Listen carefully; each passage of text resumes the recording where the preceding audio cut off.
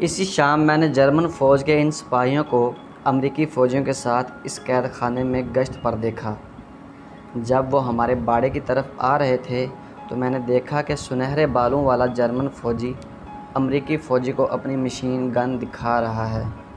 یہ machine gun اس M16 سے بہت مختلف تھی جو اس امریکن کے ہاتھ میں تھی۔ یہ دکھانے کے لیے یہ مشین گن کس طرح کام کرتی ہے، اس جرمن فوجی نے یہ بندوق اپنے کندھے پر رکھی اور ہماری طرف نشانہ لے لیا۔ اب مجھے یہ بھی معلوم ہوا کہ اس بندوق میں لیزر کی شعاع پھینکنے والا آلہ بھی نصب تھا۔ میں نے دیکھا کہ سرخ نشان قیدیوں کے سروں پر آ کر رک جاتا تھا۔ یہ جرمن فوجی ہم سے چند میٹر کے فاصلے پر تھا اور اس نے ہمارے سروں کا نشانہ لیا ہوا تھا۔ امریکی فوجی اس ہتھیار کو دیکھ کر حیرت اور خوشی کا اظہار کر رہے تھے۔ وہ اس سے متاثر بھی ہو رہے تھے اور لیزر روشنی کا یہ نقطہ ایک سر سے دوسرے سر پر منتقل ہو رہا تھا۔ دوسرے فوجی بھی ان کے ساتھ شامل ہو گئے۔ وہ اس ہتھیار کے متعلق نہایت ہی جوش و خروش کا اظہار کر رہے تھے۔ ایک دن سب سے پہلے آنے والے قیدیوں کو کہیں لے جایا جا رہا تھا۔ ہمیں فوری طور پر معلوم ہو گیا کہ انہیں اس قید خانے سے کہیں اور منتقل کیا جا رہا ہے، لیکن کہاں اور کس جگہ ہمیں قطعی علم نہ تھا۔ پھر کسی نے کہا کہ وہ ہمیں ہوائی جہاز کے ذریعے کہیں لے جا رہے ہیں۔ امریکی فوجی آتے اور 10 سے 20 افراد کو اپنے ساتھ لے جاتے۔ انہوں نے قیدیوں کی ایک جماعت اور ایک ایک باڑے سے چند قیدیوں کا انتخاب کیا تھا۔ یہ سلسلہ تقریباً 2 ہفتوں تک جاری رہا۔ ہر ہفتے یہی عمل دہرایا جاتا رہا۔ ان قیدیوں کو باڑ تک جانا ہوتا تھا اور جن کا نمبر پکارا جاتا وہ حفاظتی دستے کے ساتھ جانے کے لیے تیار ہو جاتے۔ ہم نے ان قیدیوں کو پھر کبھی نہیں دیکھا۔ اس قید خانے میں بے شمار افواہیں گردش کرتی رہتی تھیں۔ کچھ لوگوں کا خیال تھا کہ انہیں ہوائی جہازوں کے ذریعے ایک امریکی قید خانے لے جایا جا رہا ہے۔ کچھ کا خیال تھا کہ ہمارے خلاف کچھ ثابت نہ ہونے کی بنا پر انہیں رہا کیا جا رہا ہے۔ کچھ لوگوں کو ابھی بھی یقین تھا کہ انہیں الیکٹرک چیئر کے حوالے کیا جا رہا ہے۔ کافی دنوں تک ہماری گفتگو کا موضوع یہی رہا کہ ہماری موت کیسے واقع ہوگی۔ ایک ازبک باشندہ کہنے لگا، امریکہ میں وہ لوگ زہر سے بھرا ہوا ٹیکہ لگا دیتے ہیں۔ پہلے تو خواب آور گولیاں کھلائی جاتی ہیں اور پھر بے ہوشی کے عالم میں زہر کا ٹیکہ ٹھونک دیا جاتا ہے۔ ایک دوسرے قیدی نے پوچھا، یہ سب کچھ تمہیں کیسے معلوم ہے؟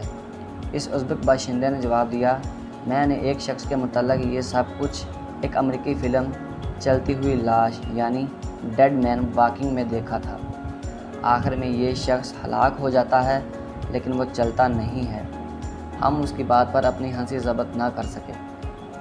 ایک پاکستانی باشندہ جس کا دعویٰ تھا کہ وہ امریکہ میں رہ چکا ہے اور اس ملک کے متعلق اچھی طرح جانتا ہے، کہنے لگا، ایسا کچھ بھی نہیں ہے، وہ ہمیں زندہ بھونیں گے۔ ازبک دوبارہ کہنے لگا، وہ ہمیں پھانسی دے دیں گے۔ امریکہ میں ابھی تک پھانسی دے کر ہلاک کرنے کا قانون موجود ہے۔ وہ ہمیں پہلے ہی لٹکا چکے ہیں، میں نے کہا اور اپنے ہاتھ اوپر کر لیے۔ ہم سب اندازے لگاتے رہے کہ وہ ہمیں کس طرح ہلاک کریں گے۔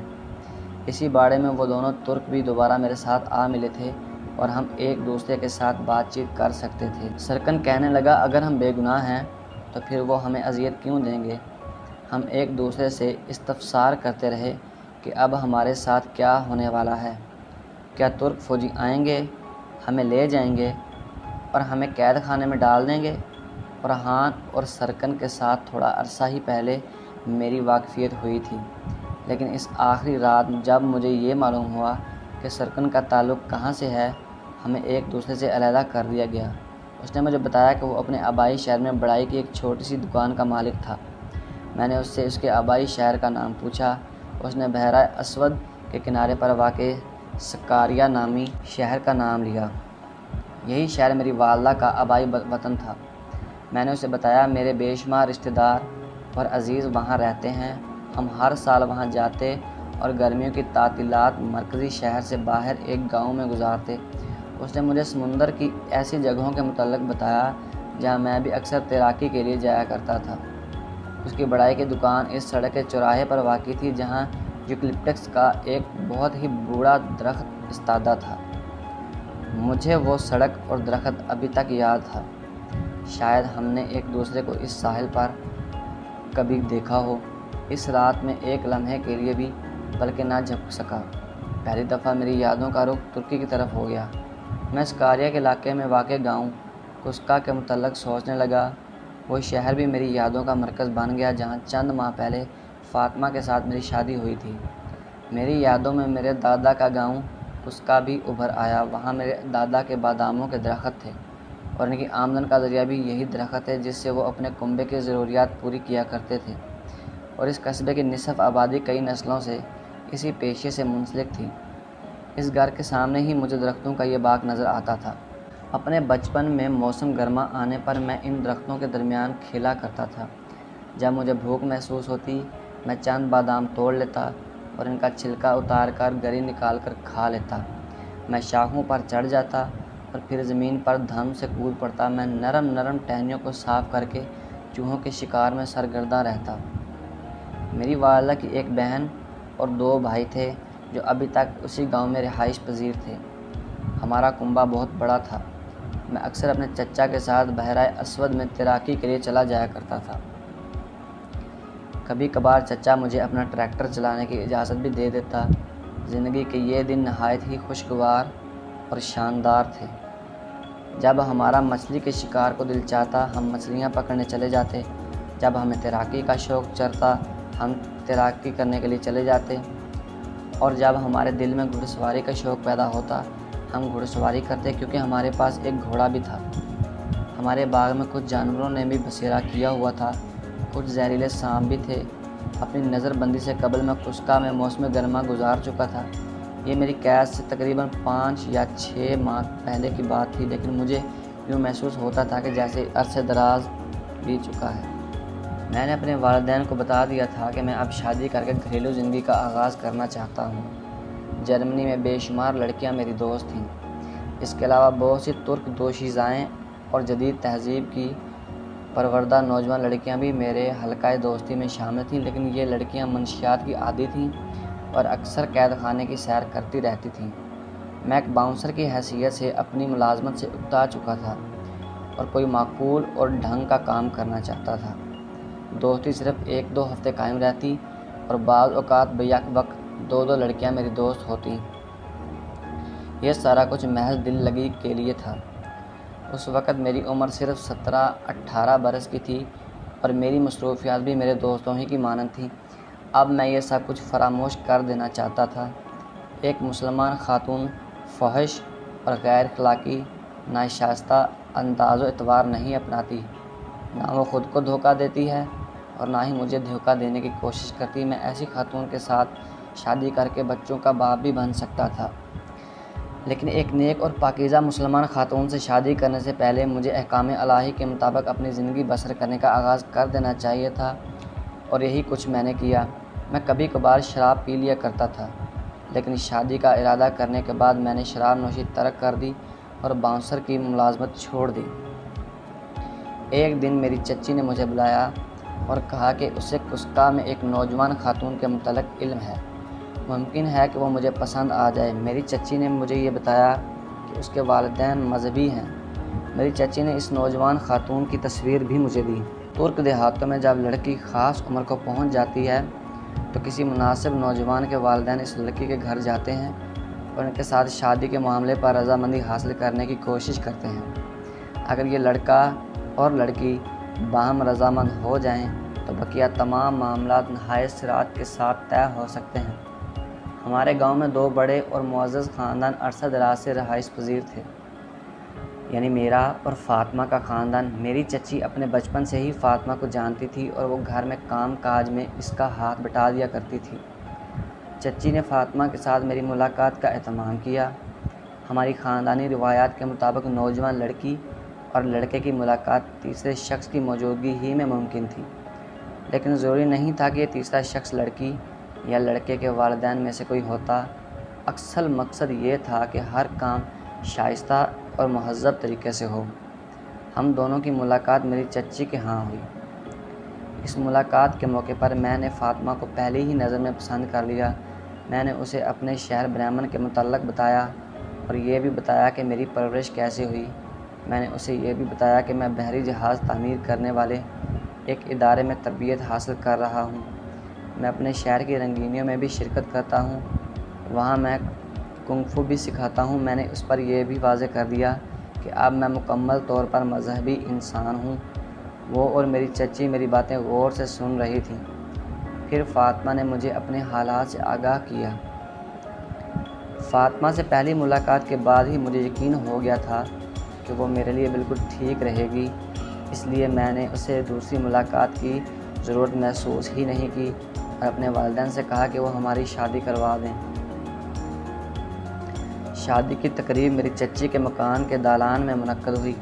سینکڑوں لوگوں نے اس تقریب میں شرکت کی۔ ہم سب پھولوں سے سجی ہوئی ایک میز کے گرد بیٹھ گئے۔ ہمارے ساتھ شاہانہ برتاؤ کیا گیا اور ہمیں بے شمار تحائف دیے گئے۔ ان تحائف میں ایک قرآن ایمان کی علامت، ایک موم بتی روشنی کی نشانی، ایک آئینہ نور اور بصیرت کی علامت، اور چاول چینی زندگی میں خوشحالی اور خوشی کی علامت شامل تھے۔ ہم نے ایک دوسرے کو انگوٹھیاں پہنائیں جن کے ساتھ سرخ ربن بندھا ہوا تھا۔ ہم دونوں خوشی کے عالم میں سرشار تھے۔ میری والدہ کی خوشی ان کے انگ انگ سے پھوٹی پڑ رہی تھی۔ میرے والد بھی بہت خوش تھے، حالانکہ شام کو بے شمار اخراجات ان کے منتظر تھے، لیکن اس موقع پر وہ رقم کے معاملے میں قطعی فکرمند نہ تھے، کیونکہ بہرحال یہ ہماری ایک رسم تھی اور ترک شادی کی اس قسم کی تقریب کے لیے بہت پہلے ہی سے رقم بچانا شروع کر دیتے ہیں۔ میری چھٹیاں ختم ہونے کو تھیں۔ فاطمہ اور میں دونوں نے یہ فیصلہ کیا کہ جب تک میں بریمن کے لیے اس کی روانگی کا انتظام نہیں کر لیتا، وہ اپنے والدین کے ہاں قیام کرے گی۔ میرے گھرانے کے افراد اس کا ہی میں تھے۔ پھر میں اکیلا ہی بس میں سوار ہو کر استنبول پہنچ گیا اور وہاں سے بذریعہ ہوائی جہاز واپس جرمنی آ گیا۔ ہوائی سفر کے دوران مختلف خدشات میرے ذہن میں پیدا ہو رہے تھے۔ اب میری شادی ہو چکی تھی۔ فاطمہ میرے تصورات کے عین مطابق ایک نیک اور پرہیزگار مسلمان خاتون تھی۔ میں یہ بھی سوچنے لگا کہ مجھے اپنے مذہب کے بارے میں کیا علم تھا۔ میں کسی نہ کسی مسجد میں نمازیں تو ادا کرتا رہا تھا، لیکن ان مساجد میں اسلامی تعلیمات کے متعلق مزید کچھ نہیں بتایا اور سکھایا جاتا تھا۔ مجھے قرآن کے متعلق یہ بھی نہیں معلوم تھا کہ اس کی آیتیں لکھی کیسے جاتی ہیں اور ناظرہ کیسے پڑھا جاتا ہے۔ جب مجھے مختلف انبیاء کرام، اسلامی قوانین، تعلیمات اور احکامات کے متعلق بہت ہی کم معلومات حاصل تھی۔ مجھے یہ معلوم نہیں تھا کہ ایک پرہیزگار، متقی اور نیک خاوند کو کیسا رویہ اور طرز عمل اختیار کرنا چاہیے۔ نیز ایک مسلمان انسان اور شوہر کی حیثیت سے میری ذمہ داریاں اور فرائض کیا ہیں۔ حد تو یہ ہے کہ مجھے صحیح طور پر نماز پڑھنی بھی نہیں آتی تھی۔ مجھے اپنے دین اسلام کے متعلق کافی اور مناسب معلومات بھی نہیں تھیں۔ میرے اسکول میں بھی مذہب کے متعلق کچھ نہیں پڑھایا جاتا تھا، اور ایک بچے کی حیثیت سے میں مسجد میں بھی اسلام کے متعلق پڑھائے جانے والے اسباق میں سے کھسک جاتا۔ لیکن اب میں جرمنی تھا اور یہاں مجھے یہ سب کچھ سیکھنے کے لیے ایک طویل عرصہ صرف کرنا پڑتا، کیونکہ جرمنی میں اسلامی درسگاہیں موجود تو تھیں، لیکن یہ درسگاہیں صرف ہفتہ وار تعطیلات پر ہی کھلتی تھیں۔ میں اس تبلیغی جماعت کے متعلق سوچنے لگا جس کے بارے میں میرے دوستوں نے مجھے بتایا تھا۔ کچھ دوستوں سے میں نے پاکستان کے شہر لاہور میں مرکز اسلامی کے متعلق سنا تھا۔ میری اطلاع اور معاملات کے مطابق میں وہاں سے 2 ماہ سے بھی کم عرصے میں ہر قسم کے اسلامی قوانین، تعلیمات اور احکامات سیکھ سکتا تھا، اور مجھے یہ بھی معلوم ہو سکتا تھا کہ میں ایک اچھا مسلمان انسان اور شوہر کس طرح بن سکتا ہوں۔ اسی خیال کو ذہن میں رکھتے ہوئے میں جرمنی واپس جا رہا تھا۔ پہلے میرا صرف خیال تھا کہ میں پاکستان جا کر لاہور کے اسلامی مرکز میں کچھ عرصے اسلامی تعلیمات حاصل کروں، لیکن اب میرا یہ خیال پختہ ارادہ و عزم میں ڈھل چکا تھا۔ میرا خیال تھا کہ میں کرسمس سے قبل پاکستان جا کر واپس بھی آ سکتا ہوں۔ ممکن ہے کہ فاطمہ کی جرمنی آمد سے پہلے میرے لیے یہ آخری موقع اور آخری مہم ہو۔